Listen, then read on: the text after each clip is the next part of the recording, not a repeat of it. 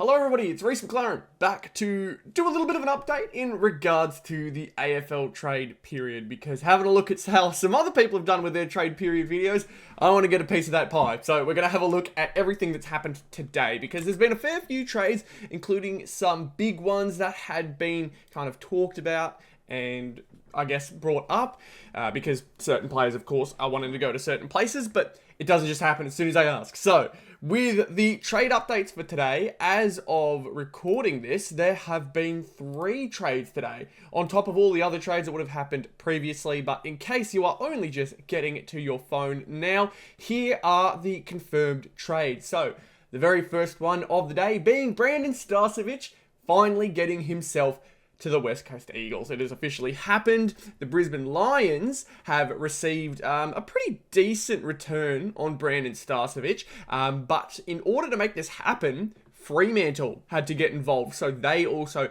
got some of their trades involved, making a pretty big trade, and I think our first multi-team trade of the season so far. So West Coast received Starcevic, a first-round pick, number 12, and a third-round pick at 52.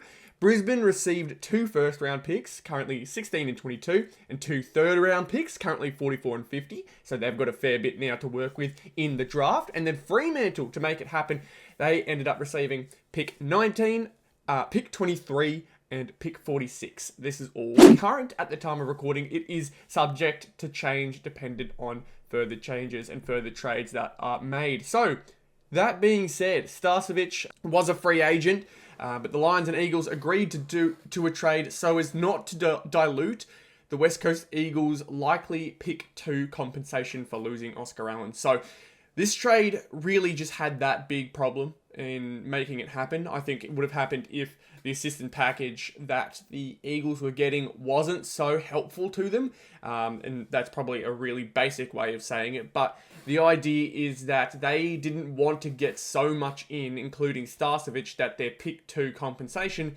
ended up getting worse. So they've managed to do so by bringing Freo in. Starcevic, who's 26, which is actually something I didn't know and was quite confused to find out because he looks like he's over 30. But nonetheless, I'm very sorry for that, mate. If for some reason you're watching this, that was very uncalled for, and I apologise for thinking that. But he's been weighing up whether to stay at the Lions or return to his home state, WA, for quite some time. But he has planned and is going to sign a 4-year deal with the Eagles. So there's that. He's made his way to the West Coast Eagles after winning 2 premierships. There is the one thing that West Coast have to be worried about now, because I don't know how much of a factor it's going to play to the rest of his career, but he had a lot of head knocks. So I think Brisbane probably ended up getting a pretty big win out of this. I think they gave away a few picks themselves to get 16, 22, 44 and 50 back. But to get Starcevic out and to bring in 4 picks in general, I think is a pretty good result. Starcevic was the only player in the trade, so he got where he wanted, and some picks moved around the place. It's a bit confusing, but 3-team trades often can do that to you. It's no straight swaps. Much like this one, Judd McVee. He was very, very late in the season. He had requested to go back home to Fremantle. He has officially gotten there with a straight swap. Melbourne would receive pick number 23, a second-round pick. So, not too much value out of Judd. He had managed to play 48 straight games after his debut, so he picked up a spot in that squad. But, of course, with Melbourne cleaning house, Judd saw a chance, plus the injury, to find himself a new home, find himself back in his home state as well, and he's gone the other WA side. He's gone to Fremantle, as mentioned. So, head of personnel, David Walls, said adding another young West Australian was a great result for the Dockers, and I would have to agree. I think he does have a fair bit of excitement to him. He has a very, very valuable role as a linking halfback and a pretty decent backman in general. He's not the best up there, but considering he was getting consistent games before his injury, it's fair to say that Melbourne liked what he was doing, so they'll be ruining the fact that they're I feel like only getting 23 is kind of rough for Judd McVee, but nonetheless, they are going to have to work with that. But he's one we've had our eye on for a while, Walls had mentioned. So to get the deal done early in the trade period is great for the club. So that is no longer something they have to worry about. Fremantle ended up getting their man, Melbourne, I'd say it's just with them cleaning house. I think teams are taking advantage of that. They realise that with Melbourne, basically rebuilding is what it seems to be. They're losing a lot of their players. They're going to be starting from scratch just about.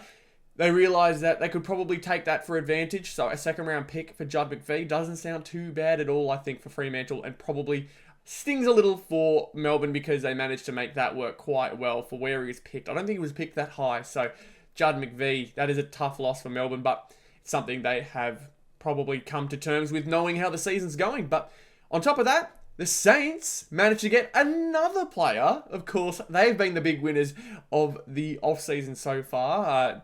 Off-season winners is always a term that's scary to put out there, but nonetheless, if we're talking in pure quantity and pure player perspective, St Kilda have basically cleaned house. They have now officially gotten Sam Flanders, and Gold Coast in return got pick 7. That's really good, I reckon. I'm very surprised if they managed to get that pick. It had been mentioned a lot. So I think this is a fantastic trade for both sides, considering St Kilda's looking to get better and better, and Gold Coast have more and more picks to work with that they can eventually use on picking up Euland, Zeke Euland, I believe it is. They need to bid on him, so having picks like that is fantastic in trying to get that to happen. And with the way it's going, they may be able to use some of their picks as well in the draft still too. So it's going to be really, really interesting to see just how the draft stacks up and who uses what to get where. Because, yeah, Zeke Euland is one of the best players in the draft coming up. And obviously coming out of the Gold Coast Academy is something that Gold Coast needs to find picks for. But Flanders has been in demand for a range of Victorian clubs. And that has been teams like Essendon, Melbourne having meetings with him too. So that was something that the Saints had to fight with. But Toomey had reported, Cal Toomey that being, last Saturday that Flanders chose St Kilda as his preferred destination, much like it seems every single free agent at the moment. They are choosing St Kilda because they've got the money, they've got the talent, they've got the players around, they're starting to build a very, very exciting list there.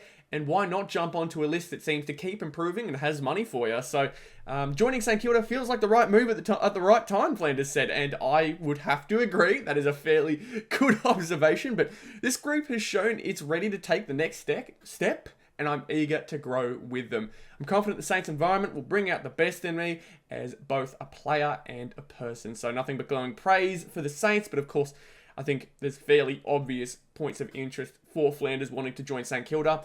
It was seen that maybe he could have gotten himself a spot at Melbourne, as it would have helped with the potential Christian Petrarca trade, because obviously he's preferred and selected Gold Coast as his preferred destination. So knowing now that Flanders is at St Kilda, that trade looks a little different than how I expected it to. So Flanders will not be involved at all in a Melbourne trade, or Melbourne involved in the trade whatsoever. Just a straight swap. Pick 7 goes to Gold Coast. St Kilda gets Sam Flanders. So I think that's a win-win on both sides, unless Flanders doesn't play up to standard. But the hope is with a new, environment, he will be able to find what he had early on in his time at Gold Coast, because he used to rack up 30 disposal games like they were nothing. So we'll have to see. Does St Kilda have what it takes? Under Ross Lyon, it could be very interesting, but they've got such a talented list now. There's so much happening at St Kilda, at Moorabbin, that it's kind of hard to stay on top of it. It really is. But some other trades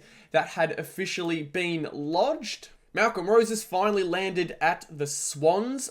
Gold Coast received pick 51 and 69 for that one, which is kind of fair. Nothing too crazy to report on that. But Sydney also received a 4th round pick, which is number 62. Liam Reedy, he had been traded to the Blues for alongside a 1st round pick. I think it's a bit of a mispronunciation or a bit of a mistype, but it is not a 1st round. I think it's a 4th round pick, currently number 53. And another one at 71. Could be 3rd round. Most likely 3rd round. But Fremantle received back pick 50. Oh my goodness.